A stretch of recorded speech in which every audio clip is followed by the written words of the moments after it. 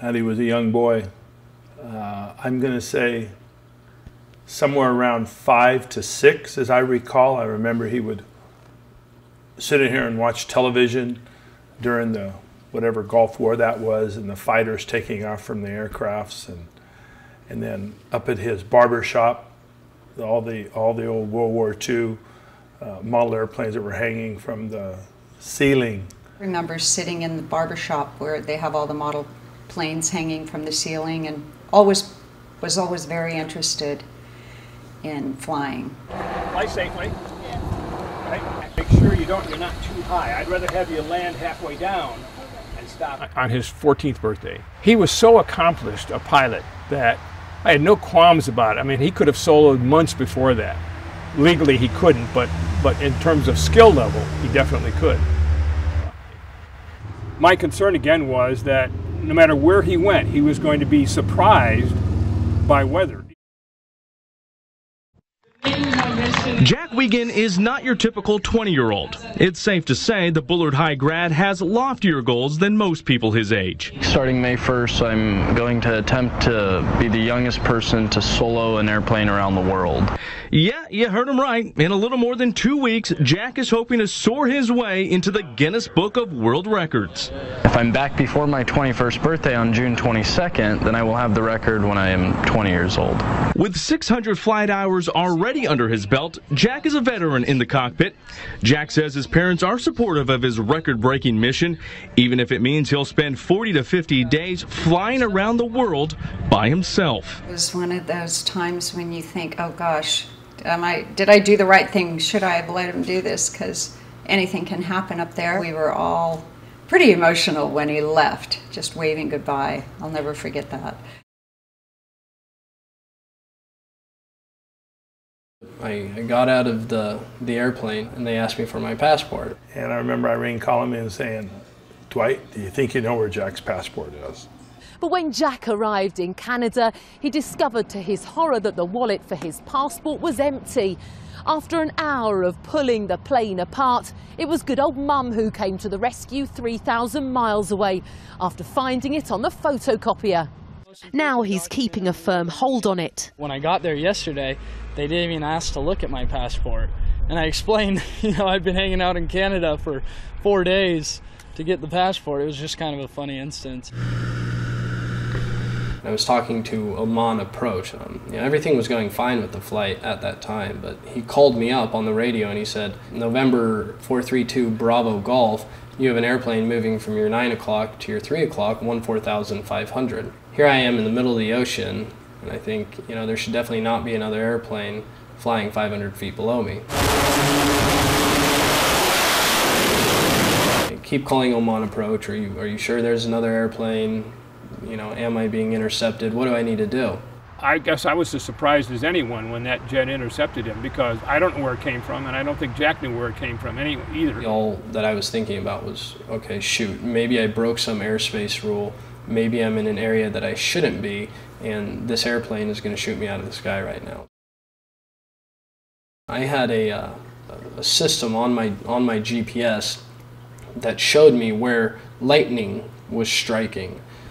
And I saw on this system that lightning was striking at the airport, just 20 miles ahead that I need to be at. The problem with thunderstorms is they can range up so strong that they produce tornadoes, and those kinds of thunderstorms are thunderstorms that not too many airplanes can survive going into. And that was the single most terrifying moment of my flying career, was trying to descend around these thunderstorms into the airport. I remember watching him on my iPad, and he was going right and left and around and making circles. And I said, Irene, I wonder what the heck is going on here. Over in that country, if you don't have a radar system in your airplane, which I did not, you're flying in the blind, essentially. He was following a procedure that a glider pilot would follow in order to be able to continue on course in the face of thunderstorm. And I saw just kind of a big pocket in the sky that went straight towards the ground. And I said, okay, well, I need to kind of get through this small pocket here. So I told Calcutta Approach, I said, hey, I need to make 360s here until I can get to 2,000 feet below the cloud layer. And they approved that. So what I did is I just essentially turn the engine off to try and lose as much altitude as I possibly could. I retarded the throttle. I threw out the flaps to kind of slow me down and increase drag, and I put my gear down to also increase drag, and I just circled around there for probably was about 5 or 6 circles, and I just kind of dove right down through that pocket in the sky, and then just got under it and flew to the airport. Challenged every single skill that I had ever practiced in aviation. That flight did. That's when we realized this trip was a lot more dangerous than we thought, that we ever imagined. A father from Indiana and his teenage son, who were flying around the world to set a record, have crashed in the South Pacific. NBC's Tom Costello is in Washington with more. Tom, good morning. Hi, Willie. They were in a single-engine propeller plane, having already flown more than halfway around the world, departing American Samoa at night when their flight ended in tragedy. For 17-year-old Horace Suleiman, the trip was all about doing something very big with his dad Barber sitting right beside him. On June 19th, their journey began, but only 17 minutes after departure, their plane went down. The Coast Guard recovered Horace's body 23 miles offshore. Barber still missing. Back in Indiana, the Suleiman family had hoped to celebrate their return this Saturday. I talked with Babar for months leading up to his flight. I gave him as much advice as I possibly could. I told him what to expect. I tried to give him contacts of people to get in touch with. So I think he had done his due diligence when it came to planning an around-the-world flight. You know, what happened with them was a tragedy, to say the least. And I think it opened everyone else's eyes up to how dangerous, you know, taking an around-the-world flight can be. I ended up getting delayed in Japan for 3 weeks. Only time of his trip where he was going to be faced with 2,000 miles of open ocean. There are no islands at all between the island of Hokkaido and the Aleutian Islands, which is where he was headed. I was at the airport for 6-7 hours leading up to that flight. I was planning everything, double, triple, checking everything, and just a minute before I'm supposed to take off, I decide I don't want to because of a gut feeling. His frustration level was escalating every day when he couldn't leave, as my fear was what he was getting into. We're trying to get somewhere else. And I was a little bit hesitant, but it looked to me like his only chance to go was the fact that the system coming out of the sea at Arhask was slow enough so that it wasn't going to block his route. And then we had this other system coming up from the North Pacific that was not going to be getting in his way. No more than 10 seconds after I took off, I was over water. And that was kind of where I was going to be living for the next 12 hours. And probably more than 30 minutes into the flight, he talked to me on the telephone and said he was running into snow and some icing, and it looked like he was running into weather. I remember looking out at the wing and just seeing something go by the wing, and I realized after a little bit that it was snowing. Here I was over the middle of the Pacific, and it started snowing around me. And at that point in time, it sounded like he wanted to turn around and come back. But I'm looking at the weather screen on my computer, and I'm saying to him, Jack, I think you should go with it, stay on that heading you've got, and I think you'll get through it. This is what the sunrise looks like over the North Pacific Ocean.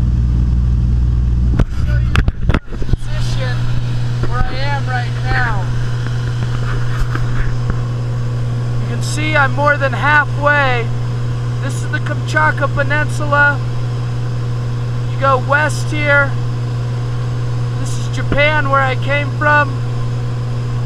And I am crossing over the middle of nowhere right now in the ocean. You can see as you zoom in, I'm getting closer to the Aleutian Island chain right here. This is convincing because if I have to, from Carto, I can always divert to Shemya, Alaska. But if everything looks good, which it does right now, knock on wood, I can go all the way to Adak. It was a situation where he had just enough time to get between them, And because the two systems were rotating opposite one another, they provided a huge tailwind through this very narrow channel between the two systems, enough for him to launch himself through there. I really went right in between two very large storm systems, you know. Had I gone through any one of those storm systems, it could have been a much worse outcome. Without a tailwind, he would have been forced to land through the fog in Attu, and that would have been really, really dangerous. I knew that, okay, because I had these tailwinds that allowed me to go further, I have to take advantage of it, and I have to go on to Dutch Harbor. So I took another 3 hours and was able to make it to Dutch Harbor. I got to Dutch Harbor with, you know, only about 14 gallons of fuel left in the tank. You know, the plane holds 130. You talk about only having 14 gallons left. That's not very much. 14 gallons of fuel probably would have lasted me around an hour. But an hour to go where, you know? Right. Dutch Harbor was the only airport within a few hundred miles that had avgas, the kind of gas that I needed. To me, that was by far the scariest part of the entire flight. You know, 58 or 59 days later, it was, you know, it's kind of just backing up in my mind, you know, yes, having bad weather to land in St. Louis, he told me, the passport issue, you know, the issues he had in India that he touched on a little bit, being intersected by the fighter F-18 or 15, whatever it was, over the Gulf was, you know, he's going to make it. He's going to get this done. During the entire flight, I would always kind of envision what it would be like to come back to Fresno. I'm about 15 minutes outside of Fresno. Feels good to be back in the valley. Feels good to be getting close to home. I'll turn the video back on when I land. Check it out. We set up a pretty good welcoming with the fire department. I turn in, I see 2 fire trucks, and I knew exactly what that was for right when I saw them, but I thought, wow, this is, you know, such an honor to have this happen. So I was just ecstatic to be back, ecstatic to see everyone, so happy to just kind of be home again. It was definitely worth it, but it was only worth it because I was successful with it. It was worth it because it's done, and I don't have to do it every single day. But would I do it again? Probably not. No time soon, at least.